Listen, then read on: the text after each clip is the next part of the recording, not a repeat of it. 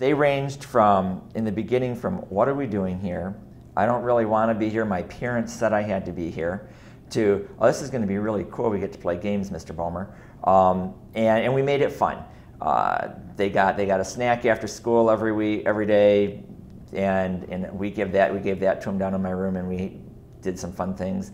Then we walked to the computer lab and worked, and there were comments about, well, let's pick out your animals, your buddies, and which ones are they? And they were imitating their buddies after the first session, there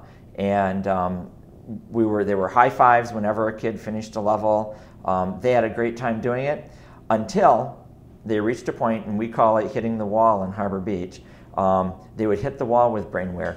And you could always tell when that day came, because that meant that they were at a place in the software that they couldn't do it automatically anymore. Really they had to work. They were starting to burn brain cells, and they had to work. And then it became a matter of motivation and keeping them going. The program itself does that to a great degree, but for some kids, you need to keep encouraging them. We had other kids that some of our middle school kids that brought in their science test and would say, Mr. Bomer, this is the first A I've ever gotten on a test.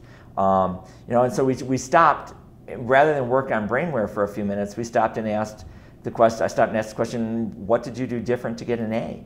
I don't know. I didn't do anything different. I said, well, are you taking notes in class? Did you study your notes? Well, yeah, I read my notes, but you know what? This is the first time I ever took notes. I didn't know I knew how to take notes before. And we were talking to a student that was a D and E student, and by the end of the 12 weeks, he was an A and B student.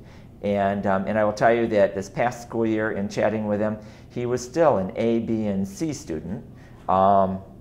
He came from a home who education wasn't a big deal for, but he had an enthusiasm during the course of taking BrainWare, and it started at about the end of the first week, middle of the second week, that his attitude toward class and what was going on at school was starting to change.